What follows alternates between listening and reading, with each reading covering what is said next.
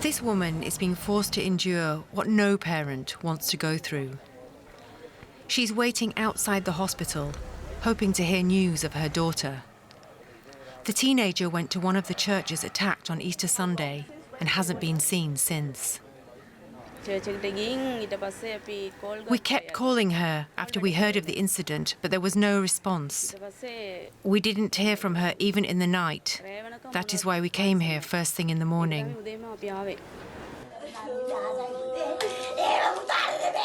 For others, the certainty of knowing brings no relief. As the scale of the tragedy starts to sink in, many are unable to contain their grief. Most of the dead are Sri Lankan. Many, including at this church north of the capital, were children. Dozens of foreigners were also killed. Among those who lost their lives are nationals from the US, Britain, Turkey, India, China, Portugal, and Denmark.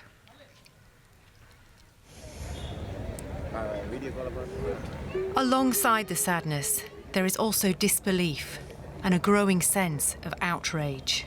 This is a very sad moment. This is a very cowardly attack, and it's not just an attack. It's a very gruesome attack on humanity.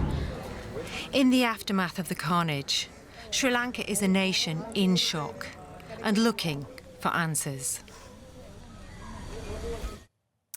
Well, with the people of Sri Lanka still reeling from these heinous acts and trying to make sense of what just happened, let's get you the latest from the capital. Colombo journalist Jamila Najmuddin joins us from there. She's on the line, I believe. Jamila, we understand that security forces initiated a controlled blast. Does this mean that the threat is still around? Yes, just a short while ago, security forces detonated a bomb in capital Colombo, which was in close proximity to the St. Anthony's Church, where the first bomb went off on Sunday. It was a very loud explosion, and people started panicking and ran for shelter. Just a short while before that, there were 87 explosives which were found in one of Colombo's main bus stations.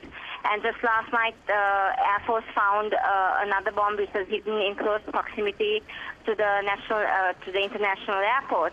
And throughout the day, we have been hearing reports that explosives have been found hidden in vehicles, abandoned vehicles, in little roadways. So definitely the threat is still on. It's far from over. Okay, so the threat remains. What can you tell us about this little-known domestic terror group which is being blamed for the coordinated attacks? Yes, so when Sri Lanka's Health Minister, Dr. Arpita Senaratne, announced today afternoon that a local Muslim radical group called the National Thowheeth Jama'ath was behind these attacks, this was a little new to all of us. Even I, being a journalist, it was a bit new to me because I have not heard this name before. There had been isolated incidents which were caused by some radical Muslims early in the year, but whether it was this group which were responsible for that is yet to be certain. So this is a new group which we are hearing at the moment. Is there a history of violent Muslim militants in Sri Lanka? Yes, in fact, in February, there was an incident where some radical Muslim youth had gone and vandalized some Buddhist statues in a town called Mavanella, not too far from capital Colombo. However, those who were responsible for those attacks were arrested. There have been isolated incidents which have been going on even before that, but these are just a very handful of incidents. Now, obviously, the other thing that is causing a lot of concern is that there has been a complete breakdown in communication within the Sri Lankan government. The attacks were flagged, but nobody acted on it. Just how functional is this government, and will anybody be held accountable for this serious failure? Well, I am not sure whether if anyone from the government will be held accountable for what has happened, but yes, we are disappointed as a nation. We are disappointed to learn of the fact that the police had received prior information of a possible terrorist attack, and there was a severe miscommunication between the Prime Minister, between the Cabinet of Ministers and the President and the State Intelligence and the police. And nobody seems to have coordinated this information with each other, and this has costed us very heavily today. There have been reports which have come out that ever since the October 26th constitutional crisis, where President Maithripala Sirisena sacked Prime Minister Wickremesinghe and appointed the former president as the new Prime Minister, there have been reports that there have been internal conflicts within this government against the president. So it is a very sad situation we are seeing at the moment. I mean, of course, a lot of people know that Sri Lanka has had a very painful recent history. Can you very briefly explain what happened and where is the country right now? Yeah, so basically, 2009, Sri Lanka defeated terrorism after 30 years of a conflict. And 2019 May, we were going to celebrate 10 years since terrorism left our shores. But unfortunately, this attack happened on Sunday, and people are now scared and in fear whether terrorism has returned back to our country. How we are going to proceed forward as a nation is yet to be seen, because we all are still recovering from the deadly blasts. But a lot of changes need to now be made, and security definitely needs to be tightened to its maximum level going forward. All right, journalist Jamila Najmuddin reporting from the Sri Lankan capital, Colombo. Thank you. Thank you very much. And that was Jamila Najmuddin, editor of News in Asia, speaking to us from Colombo. Now, DW correspondent Nimisha Jaiswal is also in Colombo at the site of one of Sunday's attacks. She sent us this update. We're here outside the Shangri-La Hotel in Colombo, one of the places where blasts occurred on the Sunday of Easter. 8 different explosions are all across Colombo, as well as in other locations in Sri Lanka. Behind me, you can see the Shangri-La, you can see the restaurant where the blast ripped through. We were not able to gain access to one of the main churches which was hit because it has been cordoned off, and the city remains tense. Traffic has started up again. There was a curfew from 6 p.m. last evening, Easter evening, up until 6 a.m. this morning, and while traffic has resumed, locals here tell us that it is far lower than it usually is for this time of the day, for this kind of a Monday, and the streets of course are tense. One ministry spokesperson has named a group. The group itself has so far not come out to claim responsibility, but ministry officials are coming out and saying that another curfew will be imposed tonight from 8 p.m. till 4 a.m.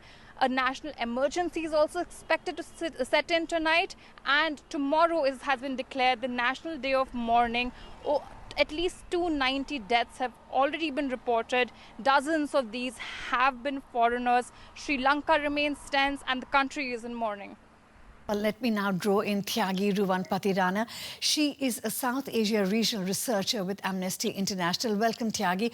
Now, as we said, one minister said a local radical group was behind these attacks in Sri Lanka. Has there been a history of tension between the Muslim and Christian minorities in the country? Not to my knowledge, no. There has been a lot of tension between religious communities, so that's between the Buddhists and the Muslims, as well as the Buddhists meaning not all of them, it's mostly the extremist groups, against the Christians as well, especially the evangelicals. But this is what's appearing now is sort of a new nexus between the Christians and the Muslims. It's not something we're familiar with, no.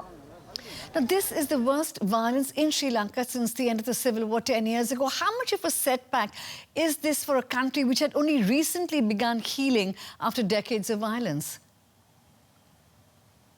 I think healing is a difficult one, because I think successive governments, even following the end of the war, hasn't been doing sufficient or an acceptable level of post-war reconciliation in terms of truth, in terms of justice, getting answers that disappeared.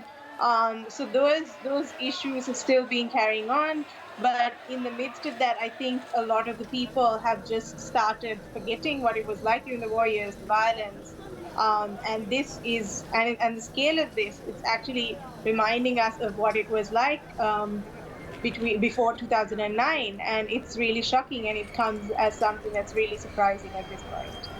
Now, in fact, there's some discussion that political tensions within the government between the Prime Minister and the President led to some communication failures in intelligence ahead of these attacks. We heard one correspondent talk about a sense of betrayal that people are feeling. What do you make of that? That seems to be what's coming out, especially since the Prime Minister's statement last night, where he said that he nor the cabinet of ministers were made aware of these threats that have apparently been reported earlier. But that seems to be a fair assessment. And I think the tensions between the president and the prime minister have been coming to a... I mean, we've been experiencing that since last year, and we saw this especially in October when the president actually removed the sitting prime minister and appointed a new one. So those tensions have been ongoing. It's hard to say for certain if that played a role in this, but it certainly appears that way. Right. Tyagi Ruvan Patirana from Amnesty International, thank you very much.